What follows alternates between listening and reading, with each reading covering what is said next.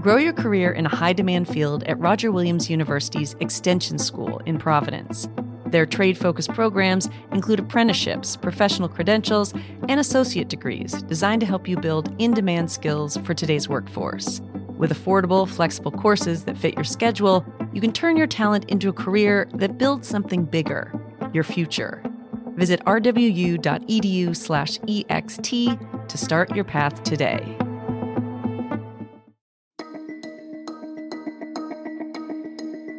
From the Boston Globe, this is Rhode Island Report. I'm Ed Fitzpatrick.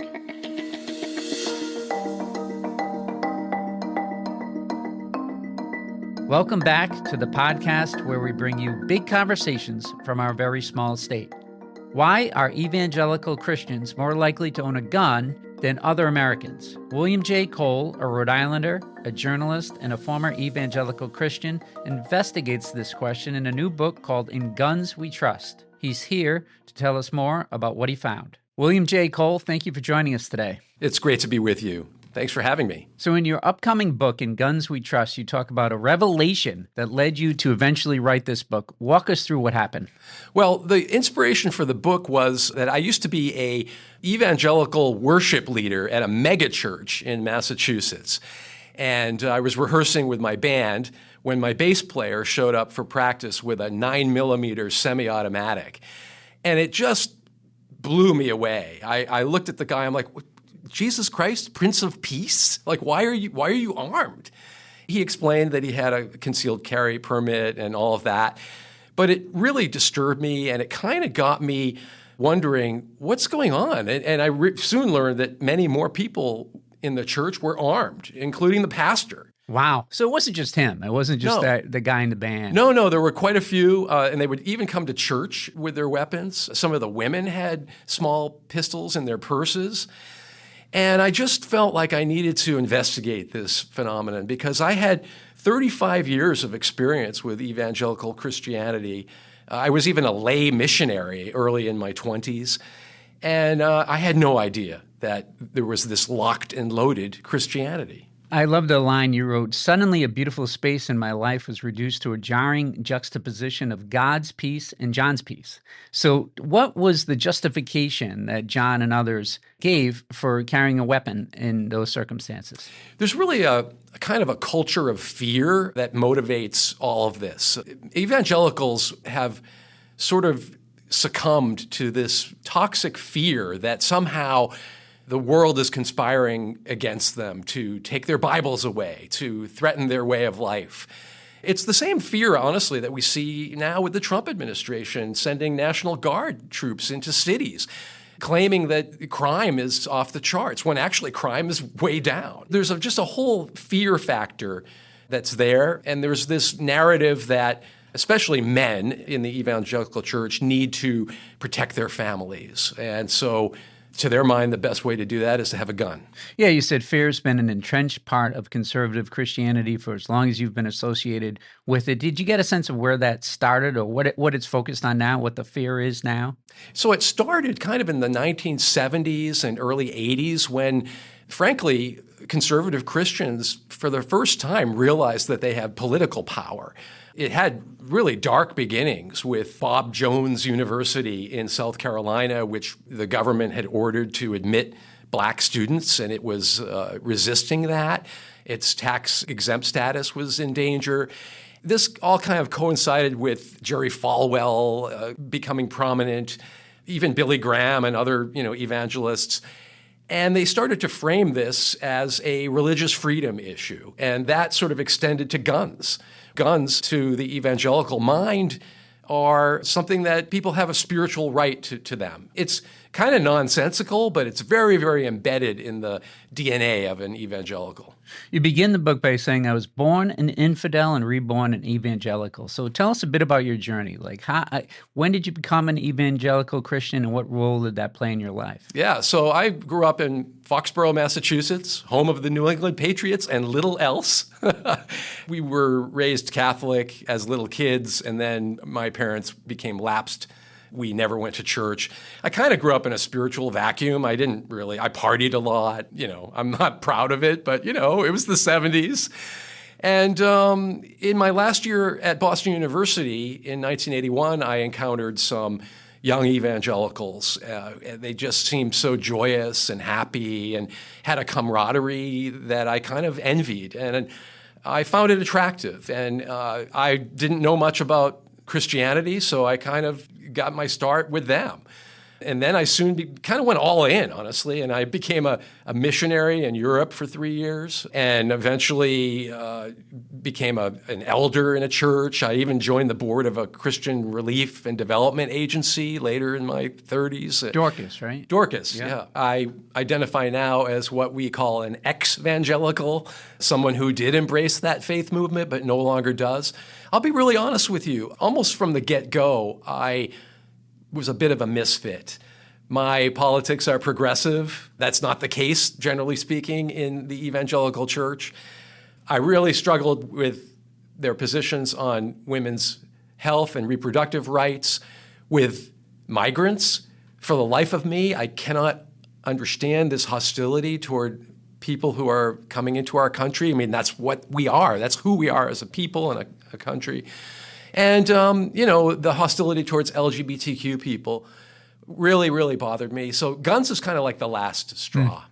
You've also had a long career as a journalist. Yes. You were the New England bureau chief for the Associated Press.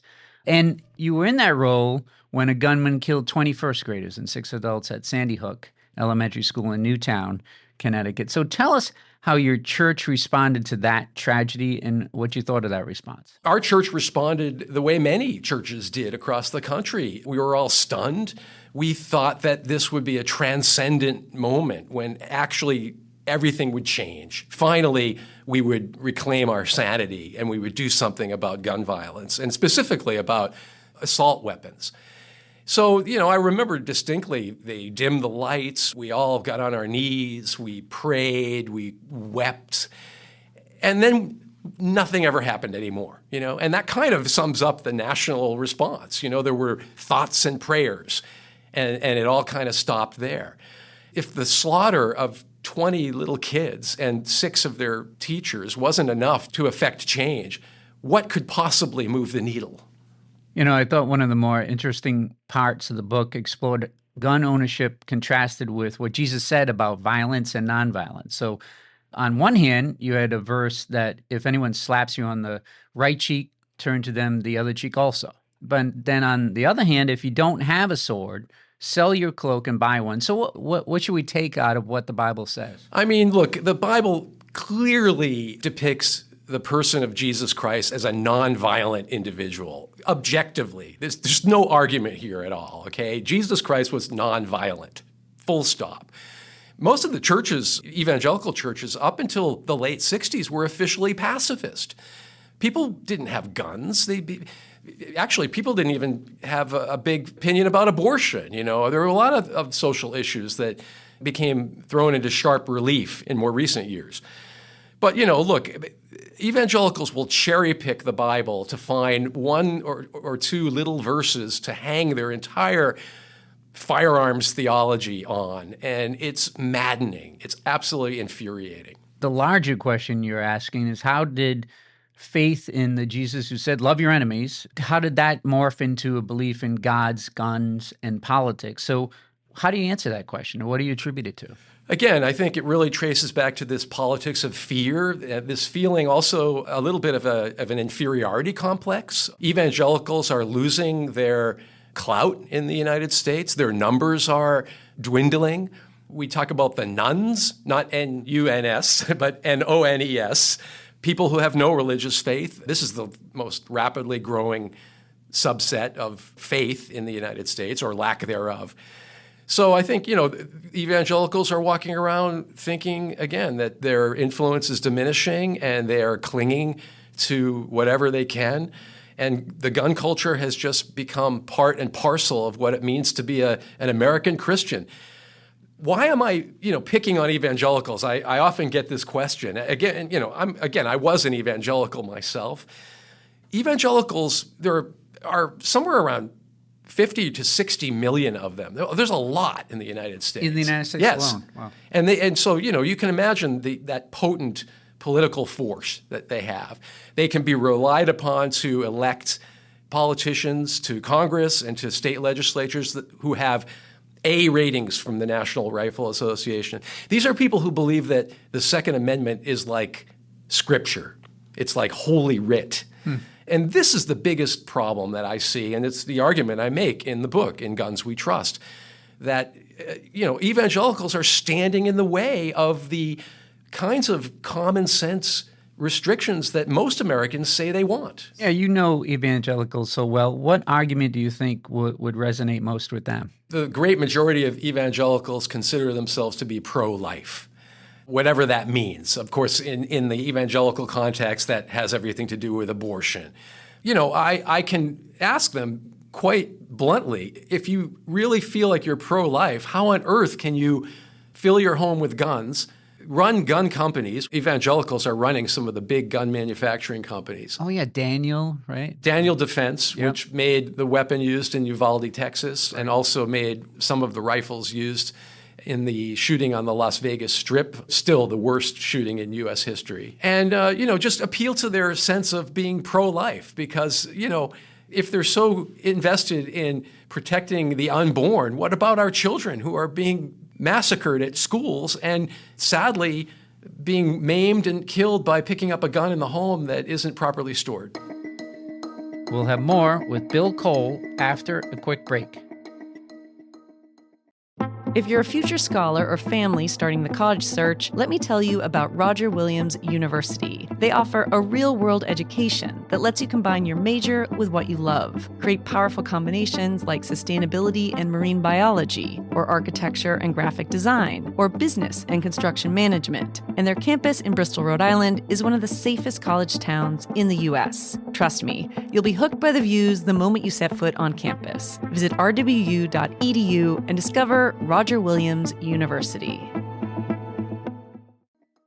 Here in Rhode Island, just in June, the General Assembly passed a law banning the sale, purchase, and manufacture of assault-style weapons, not their possession, but the sale and manufacture. So that's where Deep Blue Rhode Island is. But what do you see happening in other parts of the country, especially in the red states? Well, not much. More laws were passed expanding access to firearms after Uvalde, Texas, which was just a couple of years ago, than restricting access to guns. Oh, no kidding. More laws nationwide. Yeah, loosening laws. And Trump, of course, came in. One of the first things he did, I think it may have even been on day one of this latest administration, was to abolish the White House Office on Gun Safety and took down the website. I mean, this was something Joe Biden had initiated and put Kamala Harris in charge of.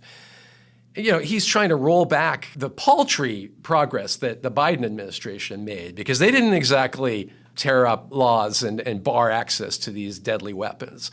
At least they were moving in the right direction. Now we're going the other way. So to be devil's advocate, you note in the book that in 2017, a quote-unquote good guy with a gun shot the gunman who killed 26 worshipers at a Baptist church in Sutherland Springs, Texas. So isn't that an indication that it's wise to be armed, even in church? It's not wise to be armed, even in church. Look, there's the myth of the good guy with a gun. The good guy with the gun will take out the bad guy with a gun. In practice, that happens very, very rarely. In a situation like that, your adrenaline is pumping, people are moving, you're probably not very well trained with your weapon in a situation like that. It is very difficult to quell an active shooter. There are actually many people who keep a gun in their home and have been overpowered by an intruder and killed or injured with their own gun in the hands of that intruder. And it goes beyond mass shootings and even homicide. Look, the greatest number of gun deaths are suicides. And so, people have guns in the house and they have a despondent day and they make an attempt, and with a gun, they're likely to succeed. That's a huge problem. The other problem, too, is our kids are dying because of guns. And it's accidental deaths more than anything. Firearms deaths are now the biggest killer of children and teenagers in this country, more even than car crashes. So, again, evangelicals, their answer to the gun crisis is more guns. That is not the answer, I promise you. You also point out in the book a 2024 survey by the Public Religion Research Institute about the greatest threats to American democracy. So what did it find when it came to support for political violence? Very high levels among evangelicals. And this is deeply troubling. Not only do we have a very high rate of gun ownership among white evangelicals, but it's happening at a time when Christian nationalism is ascendant in this country. Just a few years ago, Christian nationalism was kind of a fringe view. Now it's widely accepted. There are many members of the cabinet right now who are Christian nationalists. What could possibly go wrong, right? You have all these religious fanatics who are heavily armed, and their view of the country is that, you know what, there might be a time when I might need to use this weapon in order to maintain my freedoms. And is it true that one Assemblies of God pastor holds a Bring Your Gun to Church Day? Yes. Where's that? That was in Florida. The insurance company that wrote the policy for his church suspended it or canceled the policy because, he threw open the doors and had this big Bring Your Gun to Church Day. If you're an insurance company, that's not what you want to see. This happens a lot. For the book, I went to Alabama and visited with a pastor and a congregation who had built a firing range on their church property so that their congregants could practice shooting their AR-15s. No kidding. And it was done in the name of fellowship. Because, why settle for a potluck supper when you can kind of hang together with pistol practice? So how do you think evangelical Christians will respond to your book when it comes out? Because you go to pains to say, I'm speaking to them too. Oh, I'm absolutely speaking to them. Look, my argument in the book is that we will not solve our uniquely American gun scourge if we don't somehow find ways to get evangelicals to rethink their position on guns.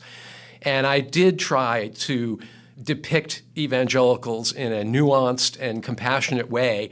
I'll be honest with you, Ed, I wanted them to be memes and caricatures. When I went to Alabama, I thought, okay, these people are nuts.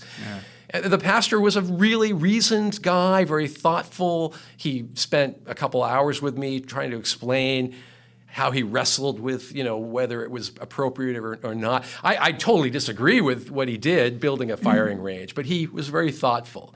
He also was a guy, by the way, who with his wife adopted 10 children with cystic fibrosis. So, this is a man who has a lot of compassion and a decent person. Other Christians I talked to, a gun company in Indiana that's run entirely by this band of evangelical brothers and cousins.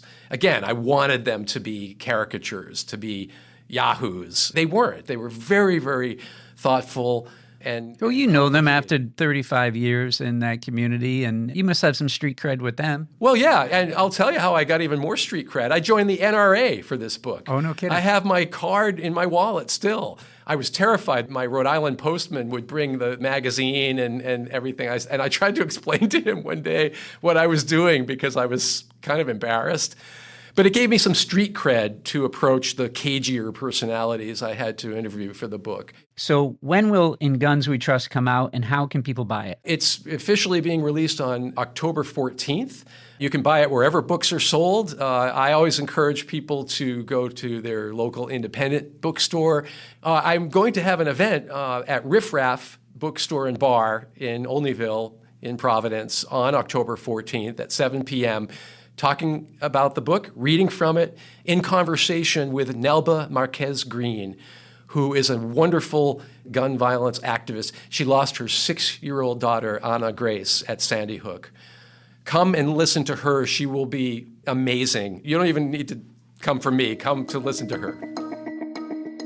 Bill Kole, thank you so much for joining us today. It's my pleasure. Thanks, Ed. Rhode Island Report is a production of the Boston Globe. Today's episode was produced by Megan Hall. Our music is from APM. Be sure to follow us on Apple, Spotify, or wherever you listen. I'm Ed Fitzpatrick. See you next week.